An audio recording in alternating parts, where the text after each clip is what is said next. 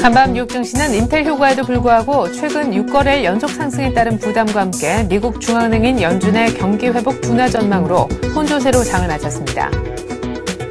이건희 삼성그룹 회장이 오늘 서울 한남동 승지원에서 재계 총수들과 만찬 회동을 갖습니다. 전경련 후임 회장에 대한 논의가 있을 것으로 보입니다. 통상적으로 봉급생활자라 불리는 상용 근로자 수가 사상 처음 1,000만 명을 넘어섰습니다. 10년 만에 370만 명가량이 증가한 것입니다. 관세청은 여름 휴가철을 맞아 오늘부터 8월 31일까지 과소비를 억제하고 위해 물품 반입을 막기 위해 여행자 휴대폰 검사를 강화한다고 밝혔습니다.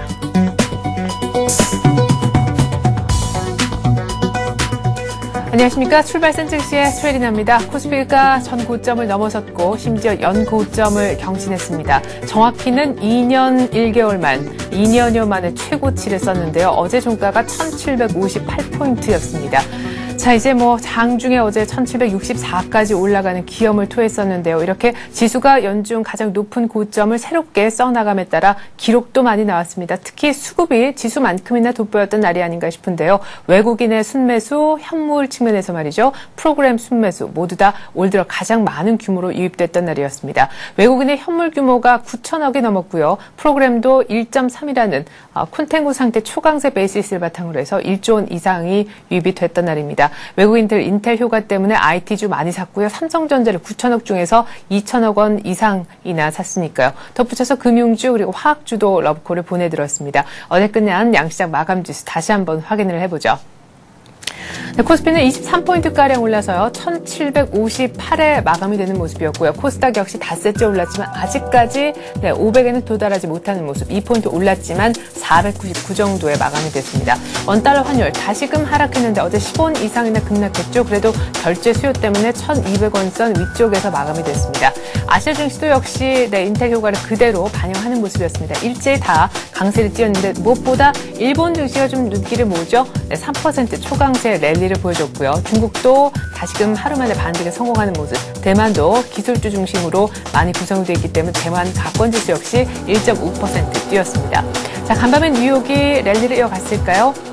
네, 혼조가 빚어졌습니다. 다우와 대형주 중심 S&P 500은 그럭저럭 S&P 500이 이제 하락 반전된 것이고요. 나스닥이 이제 인텔 효과를 그 전에 장 마감 끝난 후에 인텔이 실적 공개 때문에 좀 뒤늦게 반영을 하면서 7포인트가량 올랐지만 상승폭이 아주 제한적이었습니다. 간밤에 났던 뉴욕 증시 쪽의 지표가 일제히 부진했던 탓도 있었고 그 전일에 6거래 연속 오른 데 따른 차익 실현 욕구도 커져 있는 상태였는데다가 무엇보다 FOMC에서요 향후 미국의 경제 성장률 전망을 하향 조정한 것이 가장 큰 부담의 원인이었습니다. 제 같은 뉴욕 증시까지 마감 상황 기억을 하면서 오늘 전략 한번 세워보죠.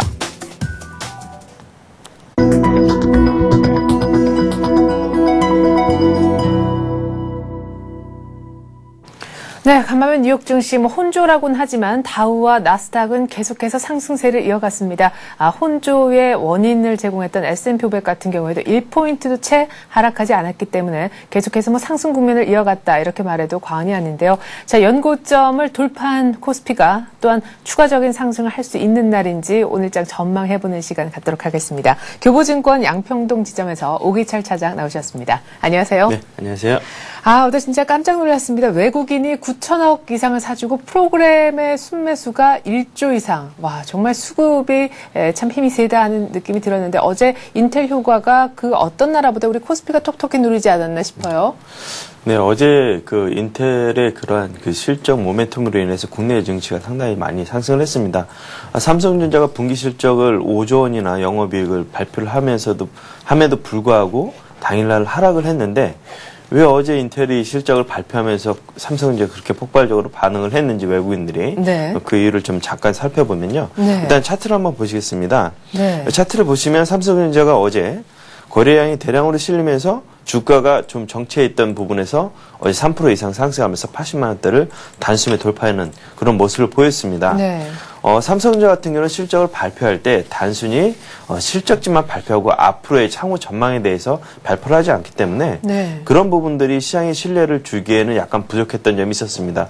향후 하반기에 뭐 PC 시장이 뭐 둔화가 된다더라 그런 얘기들도 있었고요. 네. 그다음에 좀 시장에 대한 확신을 주지 못했는데 인텔 같은 경우는 실적을 발표하면서 향후 전망치에 대해서도 발표를 하게 됩니다. 네. 그러한 전망치가 향후 기술주들에 대한 그런 자신감을 줬었고 이러한 자신감이 외국인들이 삼성전자 그러면 하반기에도 삼성전자가 계속 좋아질 수 있겠다는 그런 믿음을 심어줬기 때문에 어제 그런 외국인들이 폭발적으로 국내 시장에 대해서 매수하는 그리고 또 삼성전자를 2천억 이상 쓸어 담는 그런 네. 모습을 보이면서 국내 시장의 그 박스권을 돌파하는 그런 모습을 보였던 것이 아닌가 일단 그렇게 보여집니다. 네.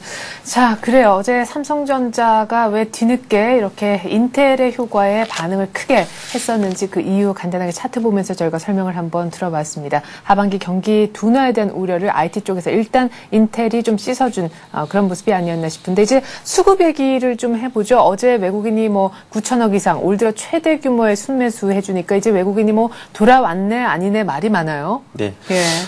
외국인들이 과연 또 더 사줄 것인가? 그러니까요. 거기에 대한 것들은 여전히 의문입니다. 그렇지만 어제 외국인들의 매수 흐름으로 봐서는 당분간 외국인들의 매수 흐름이 조금 더 이어질 것으로 보여집니다. 다만 이제 문제가 되는 것은 개인들이 정고점에 대한 부담으로 매물이 계속 나오고 있고요. 그리고 이제 기관들이 이제 동향이 중요합니다. 기관들은 아무래도 투신권으로 이제 그 펀드 환매 차익에 대한 그런 우려감 때문에 네. 계속 매물이 조금씩 나올 걸로 보여지고 네. 거기서 중요한 것은 연기금이 향후 이 지수대에서 더 사줄 수 있을 것이냐에 대한 그런 우려감입니다. 네. 그래서 기간이 어느 쪽으로 매수 쪽으로 들어가느냐 매도 쪽으로 들어가느냐에 따라서 박스권이 조금 더 길어지느냐 아니면 바로 치고 나가느냐에 달려 있을 것 같은데요. 네. 일단은 조금 저는 이제 후자 쪽으로 기관들이 조금 더 이제 매수 쪽으로 좀 들어오지 않을까 네. 하는 그런 생각이 좀 들고 있습니다. 왜인가요? 일단은 지금 국내 시장에 대한 그런 자신감이 회복이 됐다는 거죠.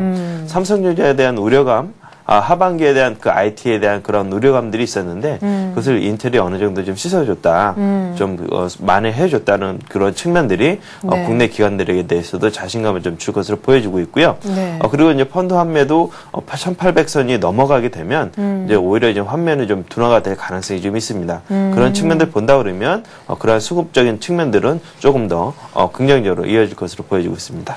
네.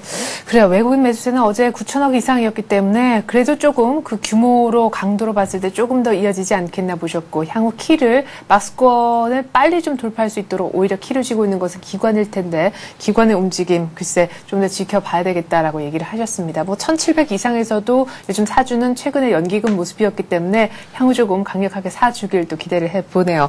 자, 그리고 이제 어닝 시즌에 본격 들어왔죠. 때문에 우리 어닝에 대한 얘기를 또한 해야겠습니다. 우리 외국인이 어제 많이 사줬던 것은 뭐 인텔 효과 여러 가지 있겠지만 우리 또 기업들의 실적이 2분기에도 좋고 3분기에 계속 좋아질 거다. 이런 전망에도 기초한 것 아니겠습니까? 네.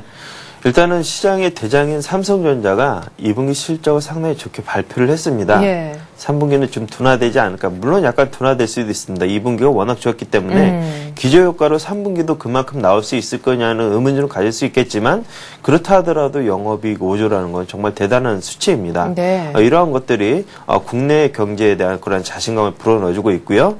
대부분 이제 환율이 1,200원대에서 안정을 보일 것으로 예상이 되고 있기 때문에 네. 국내 수출 기업들에 대한 그런 모멘텀들은 여전히 유효할 것으로 예상이 되고 있습니다. 뭐 IT, 자동차, 그다음에 화학 그런 분야에 있어서 기존의 네. 그 선두 업종들이 계속적으로 실적이 3분기에도 좋을 것으로 예상이 되고 있기 때문에 그런 실적은 3분기까지는 좀 좋겠지만 일단 4분기 이후까지는 이제 좀 약간 둔화될 가능성이 있습니다. 그렇기 때문에 당분간은 실적에 대한 우려감은 약간 좀 더는 것이 좋을 것으로 예상이 됩니다. 네. 자, 그리고 얘기하신 것이 이제 향후에 안 좋을 수도 있지만이라고 얘기를 했는데 사실 이것이 어떤 기저에서 계속 발목을 잡는 그런 요인이 아닐까 싶습니다. 사실 경기 둔화 우려가 조금 잦아든 시점에서 이제 어닝이 조금 폭발적으로 어떤 좋은 촉매제가 됐기 때문에 어제 우리 코스피가 전고점을 돌파한 것이 아닌가 싶은데 한때 향후 경기에 대한 우려는 계속해서 남아있는 것이죠? 예, 그렇습니다. 제가 이제 국내 경기에 대해서 말씀을 드릴 때마다 예. 국내는 이보다 더 좋을 수는 없습니다. 그렇지만 국내 경기 상황상 외부 변수에 워낙 취약하게 노출이 돼 있기 때문에 외부가 좋지 않다 그러면 국내가 아무리 좋다 하더라도 성장률이 둔화될 수밖에 없을 것 같습니다. 일단 그러한 근거들을 잠깐 보시게 되면요. 네. 일단은 지금 차트를 한번 보시겠습니다. 예. 지금 S&P 기준으로 미국 차트입니다. 예. 우리는 지금 정고점을 좀 돌파를 했죠, 어제. 네네. 1757을 돌파해서 1764까지 네. 오랜 기간 동안 거의 1년에 걸친 박스권을 돌파하는 모습을 이런 강한 모습을 보였는데 반해서 다른 여타 국가들 미국의 S&P라든가 중국 상해, 일본 니케이 지수 같은 경우는 아직 정고점 대비해서 약 10% 정도 더 올라가야만 정고점을 다다를 수 있는 모습입니다. 중국은 더 말할 것도 없고요. 네. 다만 독일 같은 경우 유럽에서 이제 가장 좋다고 하는 독일도 네. 일단 정고점 부분까지 이제 다다랐습니다. 그렇지만 그러네요. 나머지 프랑스라든가 영국 같은 경우는 아직 미국과 같은 흐름이기 때문에 네. 이런 부분들에 있어서 좀 어느 정도 돌파를 하는 모습이 나와야지만 국내 시장도 더 탄력을 받고 올라갈 수 있는 그러한 여지가 있지 않나 일단 그렇게 보여집니다. 그렇지만 이제 나머지 국가들의 흐름도 조금 더 개선이 될 것으로 보이기 때문에 당분간 국내 시장 박스권을 조금 더 이어간다 하더라도 조금 더 지수 상승은 좀 염두에 두시고 접근하시는 것이 맞지 않나 일단 그렇게 보여집니다. 네.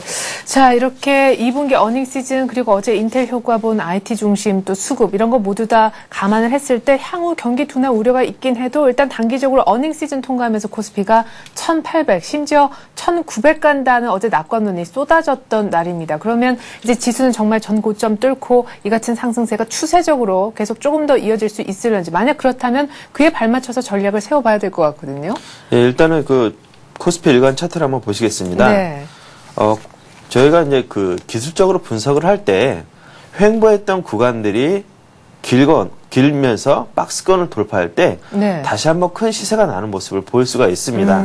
지금은 정고점 부근이기 때문에 우려감이 있을 겁니다. 내가 지금 사면은 꼭지에서 사는 것이 아닌가 그런 부담감이 있겠지만 그러니까요. 예. 어제 그런 우려들을 개인들이 매수한 것이 아니라 외국인들이 대량으로 거래를 실으면서 박스권을 돌파해줬단 말입니다. 네. 이런 흐름들이 향후 국내 증시에 대해서 외국인들이 더 갈 수 있다는 그런 믿음감을 좀 보여준 것이 아닌가 일단 그렇게 보여집니다. 예. 1550이라는 박스권 하단 부분을 4번이나 테스트를 했고요. 네. 1750선이라는 그러한 박스권 상단도 4번이나 두드리면서 어제 도대어 돌파를 했기 때문에 물론 조금 더 지켜봐야겠지만 예. 이런 것들이 향후 하반기에 좀 더 자신감으로 나타나지 않을까 일단 그렇게 보여지고 있습니다.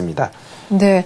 자, 그러면 이제 또 업종으로 좀 들어가서 얘기를 해보죠. 어제 인텔 효과 때문에 IT주가 가긴 갔는데 앞으로 IT주가 추가적으로 더 갈는지 사실 지금까지는 조금 가격 메리트가 생긴 상황에서 어제 한꺼번에 쑥 오른 감이 있는데요. 그리고 어제 외국인이 담은 걸 보면은 참 재밌는 것이 역시 좀 관심사였기도 했는데 IT만 사줄 것인가 했는데 역시 순매수 상위 보니까 금융주도 들어가 있고 내수주도 들어가 있고 했단 말이에요. 네.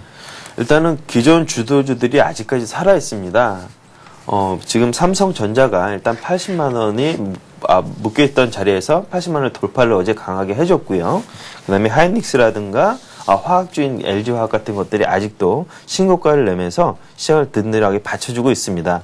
이런 기주들은 계속해서 보유 관점으로 가시면서 수익을 극대화하시는 전략을 취하시는 게 맞을 것 같고요. 네. 이런 관련주들 말고 이제 새롭게 이제 나타나는 테마들이 있는데 아무래도 이제 대체에너지 관련주들에 좀 관심을 갖고 계속적으로 좀 지켜보셔야 될 것 같습니다. 태양광이라든가 풍력, 2차전지, 바이오 연료 테마들에 좀 관심을 갖고 지금 태양광 같은 경우는 가히 폭발적으로 상승을 해왔죠. 네. 이런 것들이 이제 좀 어느 정도 좀 쉬어간다고 하면 다른 대체 에너지 풍력이라든가 그다음에 이제 바이오 연료 이런 관련 업종들도 같이 테마를 이뤄서 움직일 가능성을 좀 염두에 두시고 시장 접근하시는 것이 좋을 것으로 보여집니다. 네. 자, 지난주에는 나오셔서요. 역시 마찬가지로 이런 IT 자동차 실적이 좋아질 만한 기존 주도주 화학 섹터까지 얘기를 좀 해주셨었고 역시나 지난주에도 태양광 관련한 일부 테마주 중에서도 계속해서 강세가 예상되는 그런 테마는 집중해서 보자고 얘기를 하시면서 보험주에 대한 의견도 좀 내주셨는데 오늘은 어떤 쪽의 종목 얘기를 좀 들어볼 수 있는지요? 예. 오늘은 예. 지금 아까 말씀드렸던 바이오 연료하고도 관련이 있는데요. 국내 1위 화학 비료 업체인 남해화학입니다. 네. 아시아 3대 이제 화학 생산 비료 업체이기도 하고요. 예. 농협이 지분을 56%나 갖고 있는 그런 안정적인 회사입니다. 그동안 근데 주가가 상당히 많이 하락을 했죠. 하락한 이유는 전년도 이제 비료 가격이 이제 급락을 하면서 실적이 좋아지지 않았고, 네. 지난 4월달 이후 이제 천안 사태로 이제 남북 관계가 이제 경색에 따라서 이제 심리적인 불안감이 더욱더 많이 작용을 했습니다. 네. 남해화학 같은 경우는 한 37% 정도를 수출, 그 다음에 23%, 나머지 절반을 내수, 그 다음에 한 20% 정도를 남북 경협에 따른 그러한 그 지원으로 정부에 납품하는 그런 모습을 보였었는데 네. 그런 것들이 심리적으로 좀 더 불안을 키웠던 것이 아닌가. 그렇지만 지금 이명박 정부 들어서 북한에 비료를 제공하지 않았기 때문에 그거는 실적에 잡힐 이유가 없었거든요. 네, 그렇죠. 다분히 심리적으로 좀 안 좋았다. 그렇지만 최근에 그런 심리적인 불안 요인들이 살아나고 있습니다. 지금 일각에서는 남북 정상회담도 해야 되는 것이 아니냐 하는 그런 얘기들도 나오면서 서서히 이제 남북 경색된 그런 흐름들이 좀 어느 정도 풀려갈 것으로 보여져서 네. 심리적인 측면들은 일단은 회복이 될 것으로 보여집니다. 네, 그래요. 자, 그렇다면 이제 또 실적 시즌이니까요. 남해화학 올 2분기 실적에 대한 가이던스는 어느 정도인지 이 얘기도 좀 궁금하네요. 일단은 지금 남해화학 같은 경우는 곡물 가격과 비료 가격에 영향을 많이 받습니다. 네. 지금 그림을 한번 보시면요. 네. 지난 2009년도에 곡물 가격이 급등을 하면서 비료 가격도 역시 따라서 급등하는 모습을 보였습니다. 그렇지만 2010년 이제 그 업황이라든가 그런 것들이 이제 좀 안 좋아지면서 네. 2009년도 이후에 급격히 하락하는 모습을 보였습니다. 물론 금융위기에 영향을 많이 받았죠. 그래서 일단은 지금 연초 대비해서 화학 비료 가격이 지금 약 37% 정도 상승하는 모습을 보이고 있습니다. 네. 그렇기 때문에 실적 부분에 있어서는 상당히 올해 작년에 비해서 턴어라운드 해줄 것으로 보여지고 있는데요.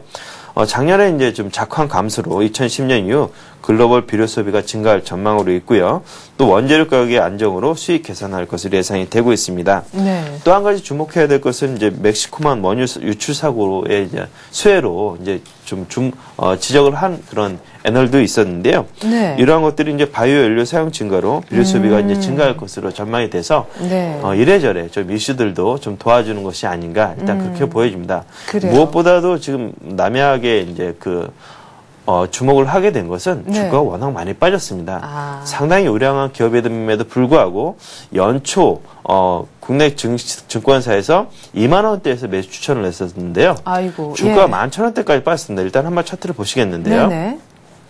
작년 10월 달 이후에 외국인하고 기관들이 매수했던 가격대가 17,000원대였습니다. 그 이후에 11,000원대까지 빠졌다가 이때가 이제 그 천안 사태의 이유는 그런 심리적 불안감으로 폭락했던 모습인데요. 네. 지금 15,000원대, 14,000원대에서 지지를 받고 올라오는 모습입니다. 그것이 이제 작년 이제 9월달, 10월달 이전의 모습인데요. 그 전에 이제 14,000원대 지지를 해줬다가 기관과 외국인들이 들어왔던 가격대 17,000원대 그리고 지금은 이제 14,000원대에서 외국인들이 5일 연속으로 들어오면서 주가가 일단 15,000원대를 회복을 한 모습입니다. 네, 일단 17,000원대까지는 가겠네요. 예, 일단은 뭐 네. 지금 단기적으로 17,000원대를 보고 있고요. 예. 좀 중기적으로 보신다면 2만 원대는 무난히 회복하지 않을까 일단 그렇게 예상이 되고 있습니다. 예, 알겠습니다. 이렇게 해서 남해화학 얘기를 한번 들어봤습니다. 지금 한 지지를 받고 있는 한 5,000원대 정도에서 들어가셔서요. 어쨌거나 외국인과 기관이 들어온 것으로 추정이 되는 17,000원대까지 단기적으로 가능하겠다. 중기적으로는 2만 원대까지 얘기를 하셨습니다. 남해화학 얘기를 들어봤네요. 교보증권 양평동 지점 오기철 차장과 함께했습니다. 말씀 고맙습니다. 예, 감사합니다.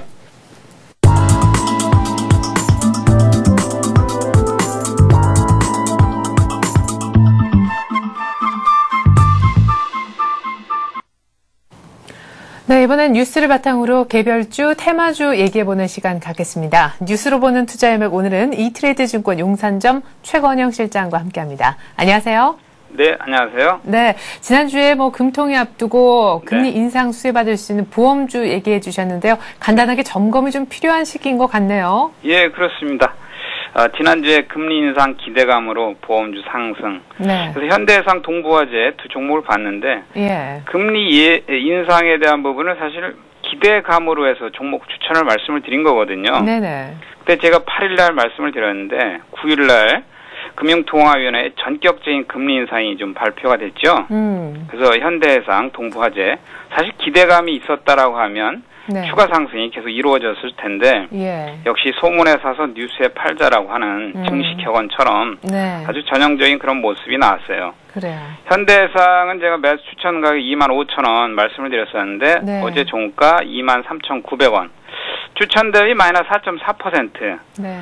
좀 되었고요. 동부화재는 38,000원 매수 추천 말씀을 드렸는데 어제 종가가 37,200원, 추천 대비 마이너스 2.1%. 제가 추천 말씀을 8일날 말씀을 드리고요. 9일날 그 금리 결정이 나면서 그 금리 결정 발표가 10시 한 30분쯤에 이렇게 시황에 뉴스가 나왔었는데요. 네. 순간적으로 시세가 약간 분출은 됐었죠. 네네. 현대해상 같은 경우는 그 7월 9일 당일날 26,200원 좀 시세가 났다가 어제까지 해서 한 3일 연속, 어제는 좀 반등이 나왔고요. 3일 연속 음봉이 나는 조정 모습 나왔고요. 네. 동부화재도 7월 9일날 당일날 45,550원. 네. 일시적으로 급등 모습을 보여줬어요. 그러다가 조정의 모습이 나왔습니다. 현재 이 종목을 만약에 투자를 하고 계신 분이라고 하면 네. 제 판단으로는 금리 인상이 뭐 슬로우 스텝으로 좀 진행될 것이다. 그래서 좀 어떤 수혜 기대감이 약화된 모습은 있는데 예. 또 한편으로는 추가적인 금리 인상 이야기가 계속 나오지 않습니까? 맞습니다. 예. 예, 그래서 8월 이후 9월 하반기 때 한 차례 내지는 두 차례 정도는 추가적인 금리 인상이 있을 것이다. 그런 부분을 염두에 두면 네. 최근에 제한적인 조정 이런 게 완료가 되고요. 추가적인 상승 기대 가능성이 좀 있다고 봅니다. 따라서 홀딩을 유지하셔도 네. 뭐 손실 보지 않는 투자가 될 거로 봐요. 예, 알겠습니다. 동부화재, 현대해상 뭐 금리 인상이 조금 점진적으로 이루어질 것이기 때문에 또 이루어진다는 것에 방점을 좀 둔다면 일단은 홀딩 하시면 좋겠다. 지난주 보험주 관련해서 두 종목 얘기 점검을 한번 들어보았습니다. 오늘 새롭게 다뤄볼 뉴스는 어떤 겁니까? 예, 오늘 뭐 어제 이런 뉴스가 좀 있네요. 태풍 허리케인 시즌 도래했다. 또 뭐 기후적인 변화인 엘니뇨나 라니뇨 발생이 좀 조짐이 있다. 뭐 이런 이야기인데 네. 사실 매년 늘 이맘때만 되면 태풍에 대한 두려움이 있지 않습니까? 예. 특히 북미 국가들, 이런 국가들은 허리케인이라는 태풍이 또 강력하죠. 예. 거기에 따른 경제적인 피해, 여러 가지 피해가 많이 있습니다. 또 어떤 그 최근 미국 해양대기관리부에서는 올해 허리케인 발생이 95년도 이후에 최대로 좀 파괴력이 좀 클 것이다. 뭐 네. 이런 무시무시한 보고서가 좀 나와 있는 것 같습니다. 그래서 허리케인이 발생을 하게 되면 정유사들의 어떤 그런 정제 마진이 상승을 하고요. 네. 유가 상승이라든지 천연가스 상승 이런 부분에 좀 피해가 좀 있죠. 관련 종목은 정유 업황을 좀 봐야 되겠죠. 예. SK에너지라든지 SO일, 그다음에 대체에너지 뭐 태양광 OCI 이런 쪽도 볼 수도 있겠는데요. 네. 그래도 직접적으로 관련이 있는 SK에너지 이런 종목을 좀 보는 게 좋겠죠. 그래서 태풍 허리케인 시즌이 도래했다. 그래서 관련된 종목. 사실 주가 동향도 최근에 SK에너지를 보면 조금 이렇게 점진적으로 상승하는 모습을 좀 볼 수가 있겠더라고요. 네. 또 어제 뭐 뉴스 보니까 필리핀 쪽에서 태풍이 발생을 해서 또 뭐 인명 피해가 있었다 이런 뉴스가 좀 나와 있네요. 네. 그래서 SK에너지를 관심 종목 뭐 추천 말씀을 좀 드려보겠습니다. 네, 이미 전고점을 좀 뚫어서 박스권을 돌파해 나가는 모습이네요. 네네네. 글쎄 차트를 먼저 한번 봐볼까요? 예, 차트 코드 번호 096770이죠. 네. 차트가 제가 준비한 차트가 시스템 차트로 제가 좀 설명을 드려보려고 하는데요. 네. 예. 네, 뭐가 뭐 특별히 많이 적혀 있네요. 예. 시스템 차트 제가 그 제공해드린 차트가 나와 있으면 제가 설명을 드리기가 좀 편한데요. 네.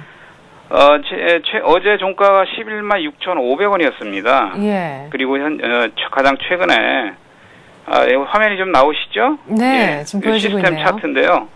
제가 개인적으로 좀 개발한 프로그램으로 만든 차트입니다. 일반 그렇습니까? 증권사에서 차트하고는 좀 틀리죠? 예. 요게 이제 차트의 이제 골자가 지지선과 저항선을 이게 자동적으로 이렇게 표시가 되는 거거든요. 네. 매일같이 하루가 주가 동향이 진행이 되면서 매수 시그널과 매도 시그널이 자동적으로 이 표시가 되는 겁니다. 네.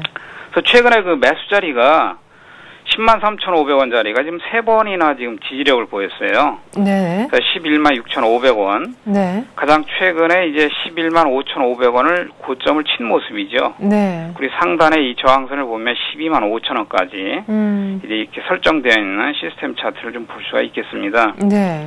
SK에너지 뭐 사실 유가랑 가장 관련이 많죠. 네. 허리케인 시즌에는 늘 언제나 유가가 상승 흐름을 타는 경우가 대부분이었어요. 예. 허리케인 시즌 동안에는 그 거기에 따른 또 어떠한 그 주요한 매수세가 등장하는 게 일반적이었습니다. 네. 유가도 어제 77.15달러 마감을 했죠. 네. 그래서 유가도 보면 오페크에서 전망치가 올해는 85달러까지 차트상에서도 보면 유가 차트가 85달러 정도까지 반등을 예상을 하고 있습니다. 일단 SK에너지 매수 추천 가격은 네. 11만 5천 원 정도 말씀을 좀 드려보고요. 예. 목표 가격 13만 3천 원. 4월 중순 고점 그 자리입니다. 한 예, 15% 그러네요. 정도 말씀을 좀 드려보고요. 손절은 10% 정도 감안을 해서 말씀을 좀 드려보겠습니다. 네. 실적 얘기를 안 해볼 수가 없네요. SK에너지. 그러니까요. 예, 2분기 추정 영업이익이 예상보다는 좀 크게 개선될 것이다. 5,515억 원 정도. 네. 그런 레포트가 좀 많이 나와 있고요. 주가도 PER이 한 10.1배 정도 저평가 상태. 이런 네. 거. 2010년 영업이익이 영업이익 한 67%, 순이익이 한 55% 정도 증가할 네. 것이다. 이런 부분이 좀 나와 있습니다. 주가 동향이 요즘 상당히 좋습니다. 예. 2분기 어닝 지나면서 또한 이 실적 반영을 한다면은 뭐 이런 허리케인 뉴스가 또 재료가 된다면 SK에너지 말씀하셨던 4월 중순 고점까지 13만 원대 초반까지 한번 기대해 볼 수 있지 않나 싶습니다. 네네. 그리고 앞서서 뭐 엘니뇨, 라니냐 얘기도 하셨었잖아요. 예, 요즘 뭐 장마철이라고는 하는데 비가 잘 안 오죠. 네. 비가 안 오는 장마철 뭐 이런 기후 현상도 볼 수가 있고요. 또 이상기후 현상이다 이런 부분도 많이 언급이 좀 되고 있습니다. 네. 사실 이상기후 뭐 동태평양 수온이 뭐 이상으로 뭐 올라간다든지 내려간다 이런 부분이 좀 있는데요. 여기에 네. 따라서 곡물 생산 감소 이런 부분이 좀 있고요. 네. 또 밀 최대 생산국인 호주, 러시아, 미국 등이 좀 가뭄을 겪고 있다. 수급에 대한 우려가 나타난다. 따라서 작황 부진으로 이어지고요. 네. 곡물 가격 반등. 또 거기에 따른 곡물 가격이 반등을 하면 또 비료 수요가 증가를 하고 있다. 네. 이런 부분에 뉴스가 좀 있습니다. 네. 관련 종목은 CJ제일제당, 남해화학 두 종목을 좀 보겠는데요. 예. 추천 말씀은 남해화학을 말씀을 드렸는데 CJ제일제당도 물론 이제 그 탑픽 종목으로 볼 수는 있겠습니다만은 남해화학은 비료 그 최대 복합 비료 생산 업체고요. 또 CJ제일제당 같은 경우는 이미 중국에 진출해서 오히려 최근에는 중국 수혜 관련 종목으로 부각이 되고 있는 그런 부분이 있습니다. 그래서 제가 추천드리고 싶은 종목은 일단 남해화학을 좀 추천을 드리고 싶어요. 네. 남해화학 추천 포인트는 국내 최대 복합 비료 생산 업체고요. 최대 지주가 농협이에요. 농협이 56%의 지분을 가지고 있습니다. 남해화학은. 그러니까 네. 농협을 통해서 사실 안정적인 그 매출을 이루고 있죠. 안정성 플러스 성장성 이런 게 이제 기업의 주가 가치의 어떤 가장 제1 조건이라고 할 수가 있는데요. 안정적인 매출을 좀 확보하고 있는 기업이다라고 하는 거고 최근에 또 이 주가가 좀 많이 약세가 진행이 됐습니다. 네. 약세 원인은 사실 뭐 모두 알고 있는 그 남북 관계의 경색 이런 것 때문에 대북 비료 지원이 지금 중단된 상태이죠. 네. 중단되기 이전에는 매출에서 한 20% 가량이 그 매출이 발생하는 네. 대북 지원으로 인한 매출이 발생하는 그런 부분이 있었는데 그런 부분이 중단됐죠. 네. 그래서 약세 원인이 좀 되었고요. 최근 차트상에 보시면 일단 주가가 좀 개선되는 조짐이 좀 있습니다. 예. 차트를 한번 잠깐 보면은요. 네. 차트상에서도 가장 최근에 11,650원. 네. 그 시스템 차트에서도 보시면 아래 화살표가 하나 보이시죠? 11,650원. 저기서 터닝을 했습니다. 그죠? 네네. 터닝을 했고 가장 최근에는 13,550원. 그 매수 시그널이 나와 있죠. 그리고 단기적으로 매도 시그널 15,150원 시그널 나와 있고요. 가장 최근에 15,150원 매도 시그널이 두 차례 나와 있는데요. 고기를 어제 살짝 돌파하는 모습을 보여주고 있거든요. 저거는 이제 가운데 작은 그 점선은 단기적인 저항과 지지선을 제가 자동으로 설정을 해놓은 거고요. 그 다음에 맨 상단에 있는 큰 점선과 아래 하단에 있는 파란색 점선은 이제 약간 중기성을 가지고 지지선과 저항선을 설정을 해놓은 건데요. 주가 동향이 15,100원 돌파 가능성이 좀 많이 있습니다. 네. 그런 부분이 좀 있고요. 시스템 차트상에서 보면 아주 그 강력하게 매수할 수 있는 그런 시그널을 자동적으로 좀 보여주고 있습니다. 네. 자, 그러면 얼마에 매수해서 어느 정도까지 지금 화면에 나가고 있네요, 이미. 예. 남해왕 매수 추천 가격은 15,000원 말씀을 드리겠고요. 네. 목표 가격은 121선 저항선이 있는 17,250원. 네네. 플러스 15% 말씀을 드려보고요. 손절은 13,500원인데 손절 가격은 나오지는 않을 것 같아요. 예, 알겠습니다. 오늘 좀 방송이 길어졌죠? 그러게요. 괜찮습니다. 예, 허리케인 네. 예상해서 유가 상승 SK에너지 그리고 뭐 지금 이상 기온으로 작황 부진 비료업체인 지금 남해화학까지 저희가 얘기를 한번 들어봤습니다. SK에너지, 남해화학 오늘 좀 주가가 특별한 움직임 보여주면 전화를 또 드릴 수도 있을 것 같습니다. 이트레이드 증권 용산점 최건영 실장이었습니다. 고맙습니다. 네, 감사합니다. 네, 자 7월 15일 목요일장 이제 막 이미 개장을 했습니다. 지금 시각이 이미 9시 3분인데요. 오히려 더 좋습니다. 조금 안정된 움직임 속에서 시초가 분석을 해드릴 수가 있겠네요. 화면 함께 보시죠. 네, 코스피가 1753포인트, 54포인트까지 어제 종가 대비 조금 빠지고 있습니다. 코스닥은 501포인트 오히려 올라서는 모습인데요. 자, 삼성전자 주가가 빠지기 시작하네요. 82만 3천원. 그러나 많은 폭은 아닙니다. 어제 82만 4천원, 오늘 아침 주가 1,000원 떨어지고 있고 하반기 부진하다고 해서 어제 시총 상위주 중에서 유일하게 파란불 달았던 포스코 오늘 또한 역시나 마이너스입니다. 48만 5,500원. 하반기가 계속 포스코의 발목을 잡는군요. 현대차는 그러나 오늘 플러스로 반전시키는 모습. 하지만 많은 폭의 빠른 반등은 아닌 것 같습니다. 신한지주 오늘 좀 약하고요. KB금융은 그러나 플러스. 오늘 은행주는 뭐 이렇다는 움직임이 일단 두 종목 봤을 때는 있을 것 같지 않습니다. LG화학, GM과 포드의 그런 재료가 있고요. 어제까지 외국인들이 또 다스 연속 사줬다고 하고 주가도 다스 연속 오르고 있죠. 장중에 어제 33만 원까지 터치를 한번 해봤는데 오늘 다시 장중에 33만 원 터치가 나오는지도 한번 지켜보시기 바라겠습니다. 한국전력 오늘 약하고 모비스도 어제 현대차와는 달리 플러스를 냈지만 오늘은 현대차가 플러스이고요. 모비스는 오히려 조금 주춤합니다.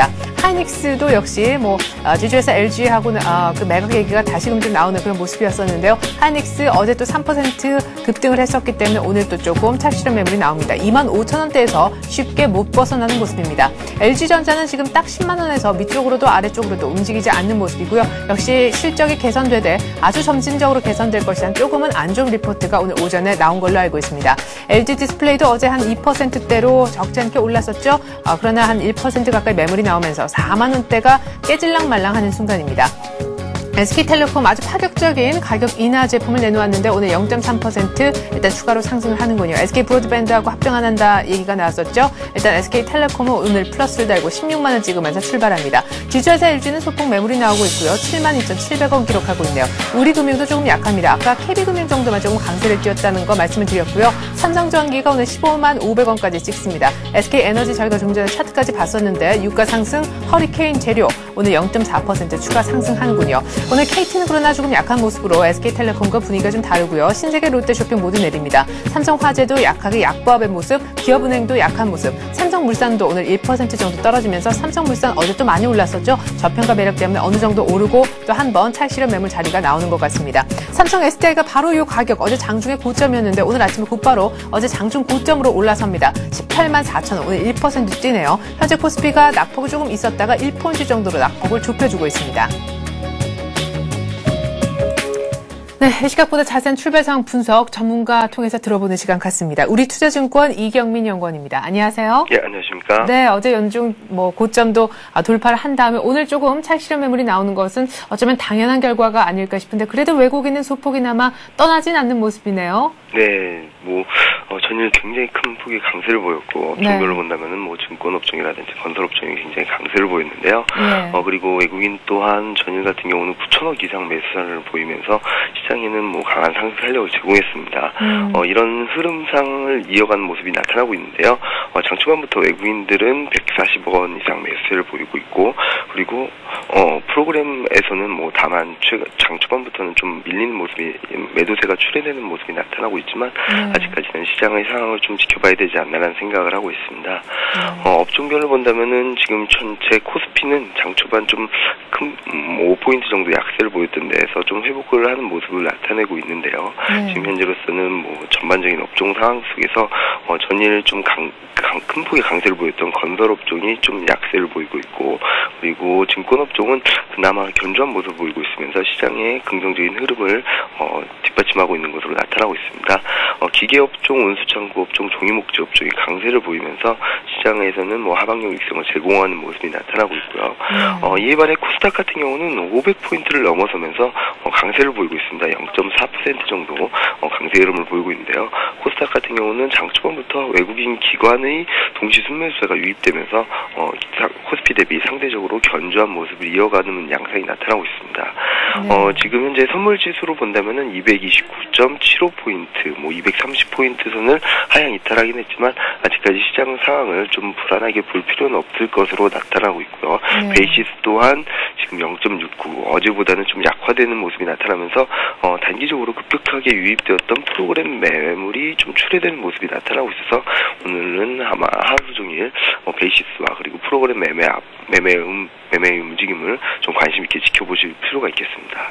네, 외국인은 여전히 좀 사주고 있긴 하지만 프로그램 쪽에 지금 움직임이 일단 베이시스가 어제만큼 그렇게 초강세를 띠지 않음에 따라서 프로그램 매물에 조금 시달린다면 오늘은 조금은 급등 이후에 쉬어가는 자리가 나오지 않겠느냐 이렇게 예상을 하셨습니다.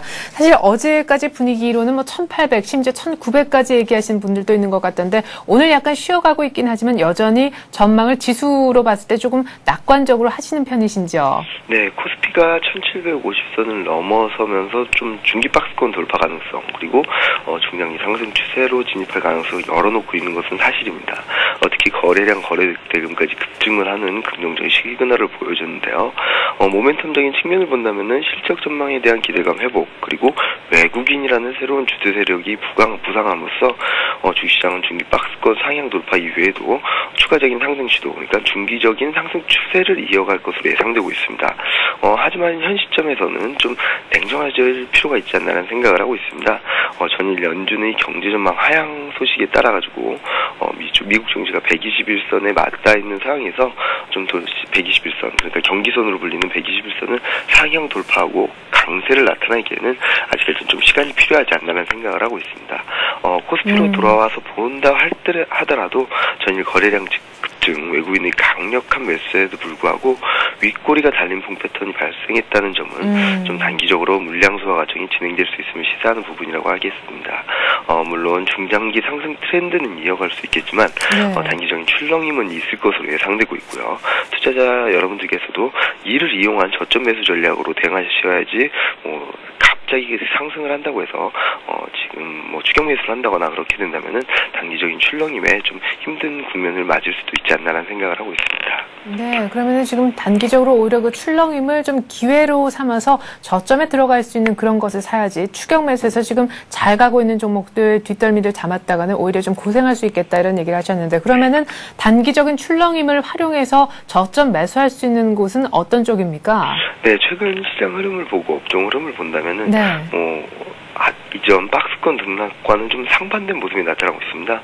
박스권 등락에서는 IT, 자동차 두 개 업종을 중심으로 한 이런 등락을 보였던 데 반해서 최근 들어서는 IT, 자동차를 제외하고라도 운송, 에너지, 유통업종 그리고 금융업종까지 여러 업종들이 상승 트렌드, 그러니까 상승 추세를 형성하는 모습이 나타나고 있습니다. 이를 보자면은 중장기 상승 추세에 굉장히 힘을 실어줄 수 있는 변화라고 볼 수 있겠는데요. 하지만 이런 업종들이 같이 상승하기 위해서는 그만큼 시장의 에너지가 보충이 돼야 되는데 아마 어제 발생했던 거래대금 약 8조 원 정도의 거래대금 수준을 이어갈 수 있을지를 좀 관심 있게 지켜보셔야 될 것 같고요. 그런 점에서 보자면은 업종 전략에 있어서도 일단은 여러 업종을 담아보는 것도 그렇게 나쁘진 않을 것으로 보입니다. 하지만 실적 전망에 대한 기대감이 살아나고 있다는 측면에서 고려해 본다면은 2, 4분기 특히 특히 최근 들어서 3, 4분기 실적 호조세까지도 좀 고려하는 분위기가 이어지고 있는데요. 네. 이런 점을 감안해 봤을 때는 IT 업종에 대한 매수 전략 그리고 비중 확대 전략은 여전히 유효해 보입니다. 아울러 실적 전망이 꾸준하게 상향 조정되고 있는 운송, 에너지, 화학, 유통 업종도 여전히 관심 대상으로 놓으실 필요가 있겠고요. 글로벌 금융시장의 안정 기조 속에 최근 좀 기지개 키는 모습, 지금까지 약세 흐름에서 좀 탈피하는 모습을 보이고 있는 금융주들도 앞서 말씀드렸듯이 추격 매수보다는 좀 물량 소화 과정을 이용한 비중 확대 전략을 가져가시는 것이 필요하지 않을까라는 생각을 하고 있습니다. 네, 역시 실적 생각한다면 3분기까지는 확실히 좋다라고 하는 IT 유효하겠고 그 외에 유통, 에너지 그리고 운송 그리고 조금 저점으로 잘 잡는다면 금융 쪽도 괜찮겠다. 포트폴리오를 조금 다각화시키는 것도 단기적인 출렁임을 조금 잘 극복할 수 있는 방안이 아니겠느냐 이렇게 얘기를 하셨네요. 우리투자증권 이경민 연구원이었습니다. 고맙습니다. 네, 감사합니다. 네, 계속해서 채권시장과 외환시장 분위기 알아볼 텐데 그 전에요. 코스피가 잠깐 상승 반전이 됐었습니다. 그러다가 다시금 지금 한 3포인트 정도 빠지면서 시초가 오늘 장에 개장한 1754포인트 쪽으로 다시 조금 꺾이고 있습니다. 그러니까 지금 산 차트처럼 이렇게 그렇게 흘러가고 있습니다. 코스닥은 오히려 오늘 개인만 팔면서 502포인트까지 일단은 올라와주는 모습이네요. 채권시장, 외환시장 출발 알아보겠습니다. NH투자선물 전소영 연구원입니다. 안녕하세요. 네, 안녕하세요. 네, 오늘 환율의 출발 상황하고 달리 지금 분위기가 조금 반전됐다고 들었는데 얼마에 출발하고 있습니까? 네, 오늘 달러원 환율은 2원 50전 하락한 1,200원에 시작한 이후에 지금은 3원 정도 오른 1,205원 80전에 지금 거래가 되고 있는데요. 어제 환율은요, 기업 실적 호조로 글로벌 증시가 랠리를 보이고 유로화도 급등하는 등 위험 자산들에 대한 투자 심리가 강화가 되면서 우리 환율도 사흘 만에 큰 폭으로 하락을 했습니다. 어제는 이제 코스피 지수가 연중 고점을 돌파하고 외국인은 국내 주식을 9천억 원 정도 순매수하면서 환율 하락을 거들었는데요. 1,200원 아래에서의 결제 수요도 만만치 않아서 종가 기준으로 1,200원은 지켜지는 모습이었습니다. 그래서 어제 환율은 전일 대비 10원 하락한 1,202원 50전에 마감을 했습니다. 네. 자, 그러다가 오늘 또 1,200원 선에서 정확하게 장이 열렸다가 다시금 좀 오르는 모습. 확실히 1,200원대가 이제 좀 지지선이다 하는 생각도 드는데 향후 전망 어떻게 하시는지요? 네, 일단 어제 환율을 보면서 느낀 거는 역시나 1,200원 아래에서는 쉽게 밀리지 못한다는 것이었는데요. 네. 물론 장중에 결제 수요 등 이제 수급 요인에 의한 측면도 있지만 여기가 쉽게 숏을 내지 않는다는 느낌입니다. NDF 같은 경우도 추가 하락할 만한 모멘텀이 있었는데도 불구하고 어제도 그렇고 그저께도 그렇고 1,200원 이에서 끝났다는 것을 봤을 때 역시나 1,200원이 크리티컬 레벨이라는 것을 짐작할 수 있습니다. 하지만 이제 1,200원 근방에서의 공방이 이제 진행되는 중에 기술적 지표들 같은 경우는 추가 하락에 대해서 다소 부정적인 시그널을 제시하고 있다는 점이 눈에 띄고요. 그래서 1,200원은 좀 강한 지지선이 되지 않을까 싶습니다. 네, 그렇군요. 자, 그리고 채권시장 같은 경우는 어제 보합 수준에서 약간의 등락이 있었을 뿐 좀 조용한 쪽이었는데 어제 채권시장 정리 좀 해봐 주시고요. 언제쯤에 채권시장의 어떤 뚜렷한 방향성을 잡을 수 있을런지 전망도 곁들여 주십시오. 네, 일단 어제 채권시장은 금통위 이후에 변동성이 급격히 줄어들고 있는데요. 이 연장선에서 10칙도 안 되는 레인지장이 이어졌습니다. 전반적으로 증시 상승에 대한 부담으로 약세 분위기였는데요. 현물은 3년물이 EBP 상승한 3.98%로 대체로 약보합 마감됐고요. 국채 선물은 오틱 하락한 110.25로 마감을 했습니다. 그리고 오늘 국채 선물은 8틱 상승한 110.33에 시작을 하고 있습니다. 일단 오늘 같은 경우는 미국장이 많이 금리가 빠진 데 대한 영향으로 좀 빠져서 시작을 하고 있는데요. 일단 국고 3년물이 4% 근처까지 올라온 상태이기 때문에 4%를 돌파하기도 좀 쉽지 않은 상황입니다. 레인지가 점점 좁아지면서 조만간 이제 방향성이 결정 날 것으로 보이는데요. 어제 이제 일단 FOMC 의사록에서 미국의 경기 회복 둔화 가능성을 언급한 것이 일단 분수령이 될 수 있을지 좀 지켜봐야겠고요. 미국채 같은 경우는 이제 10년물이 3.05%로 기술적으로 저항선 상단까지 올라와 있기 때문에 이 레벨 돌파 여부가 관건입니다만 일단 뭐 이제 국내 금리가 미국 금리를 반영한 데에는 6월달 같은 경우는 약 보름 정도의 시차가 존재했던 만큼 큰 틀에서는 미국 금리를 볼 수는 있지만 단기적으로는 이제 국내 이슈들을 점검하는 것이 필요하다고 봅니다. 국내 금리 레벨은 이제 크리티컬한 상황에서 단기적으로 국내 이슈들을 살펴봤을 때 금리는 좀 이제 반락 가능성이 높지만요. 이 3.90%에서 좀 레벨이 촘촘히 막혀 있다는 점도 좀 고려하셔야겠습니다. 네, 이렇게 해서 채권시장 전망까지 잘 들어봤습니다. NH투자선물 리서치센터에 있는 전소영 연구원이었습니다. 고맙습니다. 네, 감사합니다.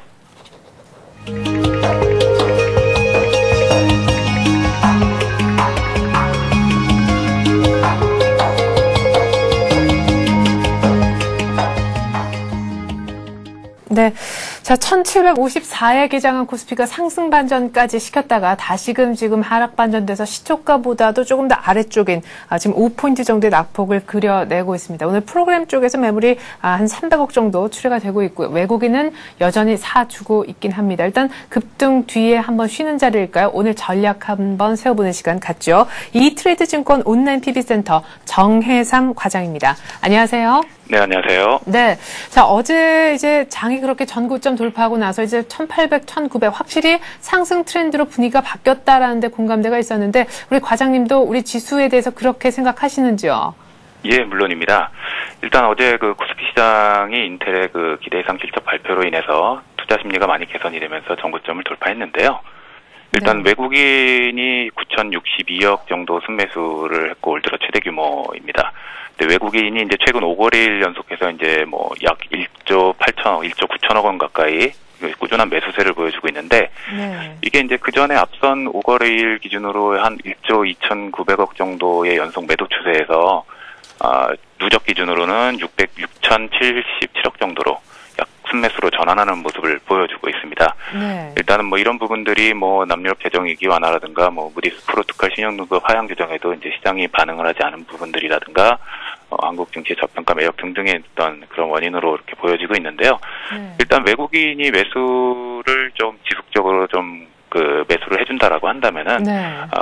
이제까지 이제 물량 부담으로서 이제 부담 요인으로서 작용을 했던 그런 펀드 환매에 대한 어떤 그런 수준에도 좀 관심을 다시 기울일 필요가 있는데 그런 펀드 환매에 대한 비중이 압력은 뭐 여전하다고 판단하고 있습니다만 네. 그런 펀드 환매에 대한 지연 가능성이 상당히 높아질 가능성이 있다라고 말씀드릴 수 있겠고요. 그런 부분들은 어떤 그 기관의 어떤 그런 수급이나 이런 쪽에서의 어떤 매물 유입으로도 기대를 할 수 있는 부분이다라고 할 수 있겠습니다.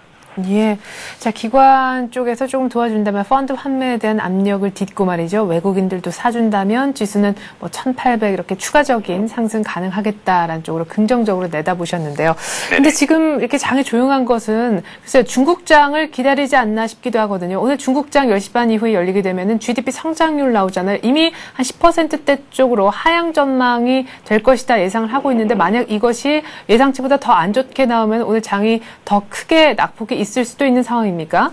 예, 일단은 미리 말씀을 앞에서 많은 전문가분들이 해주셨겠습니다만 네. 일단 전일 프로그램 매수 물량이 많이 들어왔었고요. 예. 그리고 그런 부분에 대한 일단 부담 물량도 좀 작용을 하는 그런 부분이다라고 판단이 되고요. 네. 그리고 중국 시장 관련해서는 중국뿐만이 아니라 미국, 유럽 관련해서 지금 우리 하반기 경제에 대한 전망이 그렇게 썩 좋게 나오지 않는 그런 상황이지 않습니까? 네. 예, 중국과 관련해서 그제 신문에도 중국의 부동산이나 네. 이런 부분에 대한 여러 가지 경고 메시지들이 좀 많이 나오고 있는 것으로 봤을 때 네. 일단은 그런 부분은 단기적으로 시장에 부담을 줄 수 있는 소재로서 작용할 것이라는 것은 저도 100% 동감을 하는 부분이고요. 네.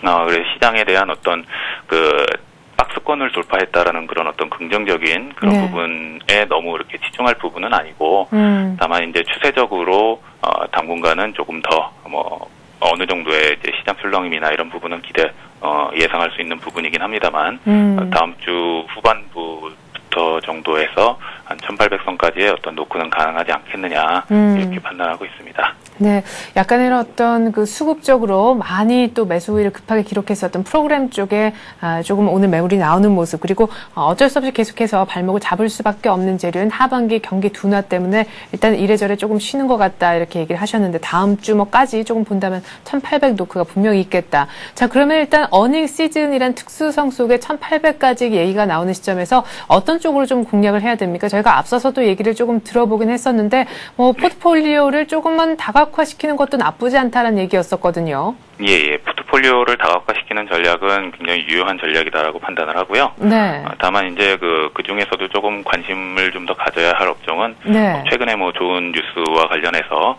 2차전지 관련주들 정부의 대규모 투자 소식이 전해지면서 관심을 좀 받고 있는데 네. 2차전지 관련주들은 단기적으로 접근할 부분은 아니고 네. 일단 주가가 좀 빠질 때마다 조금씩 물량을 확보해 나가는 그런 전략 차원에서 관심을 가져볼 만한 업종이다라고 생각이 되고요. 근데 잘 안 빠져서요.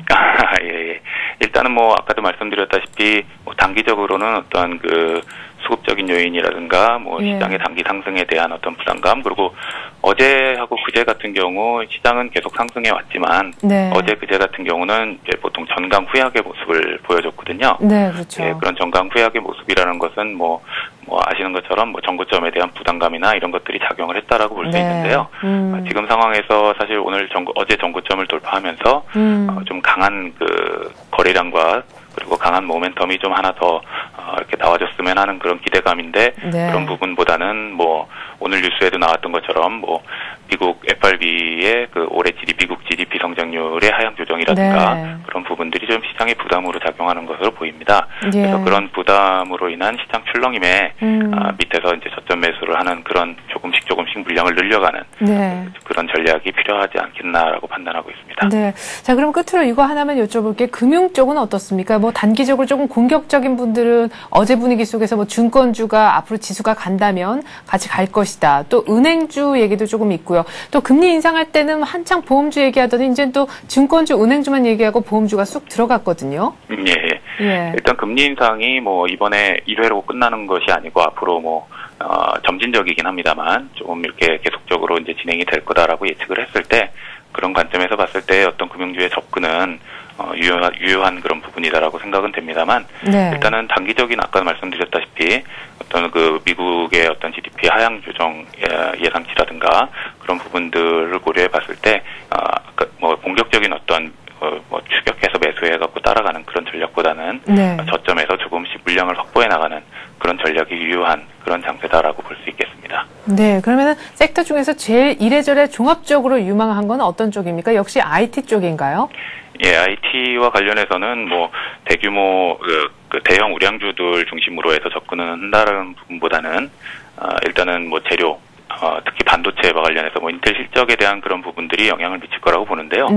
반도체 장비나 재료 관련주들 이런 업종들의 관심을 좀 더 높이는 것이 유효한 전략이다라고 판단하고 있습니다. 네, IT 쪽에서는 반도체 쪽에서도 조금 작은 쪽에 대한 얘기를 중소형주 쪽에 대한 얘기를 하시는군요. 그래요. 금융주는 뭐 저점에서 조금씩 모아가는 전략에 대한 얘기를 하셨었고 가장 먼저는 2차 전지 관련 종목들 좀 긴 안목에서 역시나 조금씩 떨어질 때마다 한 주 한 주 사모으는 전략 얘기를 해주셨습니다. 이트레이드 증권 온라인 PB센터에 있는 정혜삼 과장과 함께 오늘의 전략 세워봤습니다. 고맙습니다. 네, 감사합니다. 네, 자, 코스피 끝으로 간단하게 확인합니다. 1754포인트. 네, 바로 딱 이 포인트에서 시초가가 형성이 됐거든요. 시초가 정도이고요. 코스닥도 지금 마치 장이 열린 상황과 똑같이 501포인트, 코스피는 1754포인트입니다. 외국인이 200억 조금 못되게 사주고 있지만 오늘 프로그램 쪽에서 200억 이상 매물이 나와주고 있습니다. 전 잠시 후 마켓앤 센 증시로 돌아와서 종목 얘기 들려드리겠습니다. 고맙습니다.